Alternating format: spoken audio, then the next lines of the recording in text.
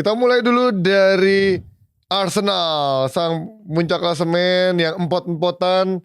Walaupun sebenarnya peluangnya banyak coach, tapi ini Banyak banget peluang. ini menjadi bahan Parah. bercandaan kenapa justru lahirnya 2 gol dari gol bunuh diri gitu kan.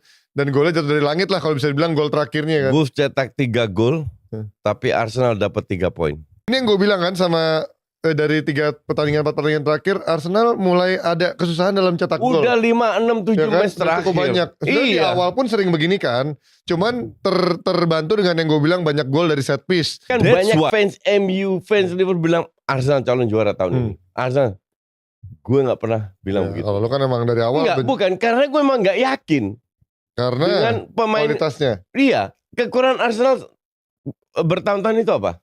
Goal getter kan? Iya. Emang siapa goal getter gitu? Gyökeres belum bisa menjawab itu ya. Sama sekali enggak. Cuman jadi Mending Merino Iya. daripada Gyökeres. masih jauh banget Iya. sih strugglingnya. Tapi kan lu gak bisa berharap seorang DM cetak banyak gol. Iya, benar. Iya kan? Iya. Cuman Merino untuk super sub lebih bagus super sub daripada striker yang dibeli. Iya. Itu kan udah berkali-kali gue bilang. Makanya gue bilang sih nggak ada dasarnya untuk Arsenal juara. Mainnya bagus iya, ke dalam squad bagus iya, Iya. pemain-pemain baru iya. At the end of the day, lu harus cetak gol kalau mau jadi juara. Makanya gue justru melihat dibanding Gyökeres bahkan lebih ke depannya ya kalau fit lebih menjanjikan Gapsus. Merino. Enggak. Atau Gapsus Gapsus ya, ya, maksud gua, ya. Dari cara pergerakannya, cara dia bermain sama teman-teman itu kayaknya lebih nyetel lah. Gyökeres Atau susah. mungkin itu siapa namanya? Harvard. Iya, itu lebih nyetel kan. Iya. Dengan gaya mainnya Arsenal Iya. dan Arteta. Memang kadang-kadang butuh orang kayak gitu Iya, kan. iya. Kita butuh opsi aja gitu ya. Enggak, artinya mungkin dia butuh waktu lagi untuk adaptasi. Betul. Tapi gue sih, ya gue nggak begitu yakin dengan bahwa dia bisa memenuhi harganya dia 70 juta. Iya. Dia bukan sebenarnya bilang jelek nggak juga, tapi bukan pemain yang bisa ngangkat Arsenal ke level berikutnya. Betul. Martinelli kembali menunjukkan sebagai starter dia bapuk. Golinnya. Tapi kalau menurut gue Martinelli coach, maksud gue dia selalu ada di posisi-posisi yang Iya. krusial, yang bagus Iya, gitu positioningnya, take on Speed-nya, orangnya, speednya. iya. Tapi Nah, take giliran on masih 50-50. giliran nyetak golnya ya No. Finishing kan no. finishingnya begitu. Itu yang jadi masalah. Eze juga bukan finisher, tapi Iya. pemain dengan otak. Iya. Bisa menggantikan Odegaard, sangat bisa malah. Iya. Dan akhirnya kan sebelum match ini kan kita udah bahas kan bahkan gue bilang lini tengahnya terus dirombak, dirotasi dan sama Arteta langsung diganti Eze. Apakah Eze bermain jelek? Ya enggak. Tapi ya juga bukan pemain yang bisa cetak gol. Ya Odegaard juga sama sebenarnya. Iya, cuman Odegaard lagi jelek banget. Maksudnya lagi agak berantakan juga gitu. Dia masuk bingung.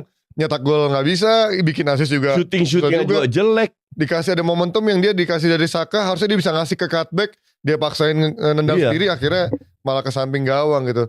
Nah tapi sekarang dengan adanya udah balik Saliba, harusnya kemarin lo udah lebih aman lo ya. Dari lebih tenang lah. Lebih tenang dibilang, walaupun ada kemarin momentum yang Hwang Hee-chan, untung dia Hwang Hee-chan tuh. Kalau dia pemain lain ya Semenyo gitu, selesai itu kemarin man to man itu kan.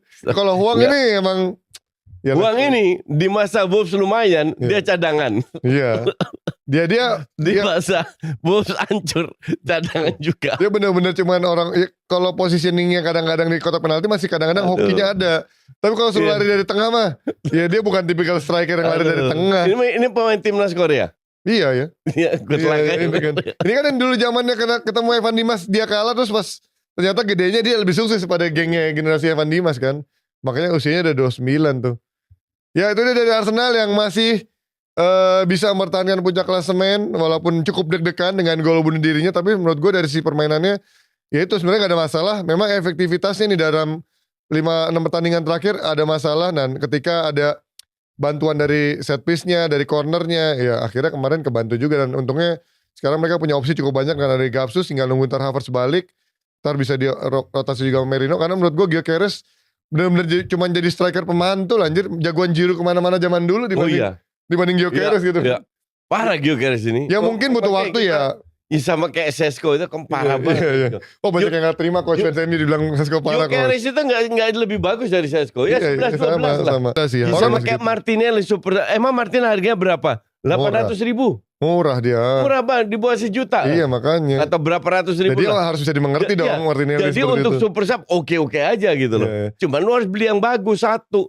Dan itu namanya bukan Trossard. Trossard Iya. juga ada berapa tahun. Gak bisa konsisten dia ya. So-so juga. Ya. Nah, harusnya beli level Semenyo gitu lah.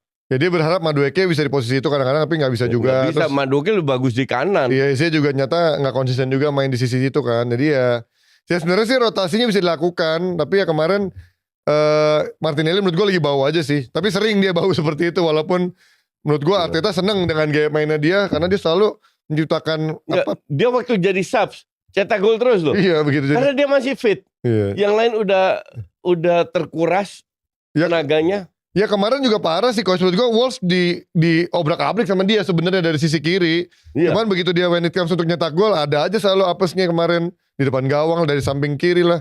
Dan akhirnya ya, mungkin kelihatannya bukan pemain yang memang decisive lah ketika membutuhkan mental lebih tenang. Komposernya gak tenang gitu. Ya itu dia dari Arsenal, kita pindah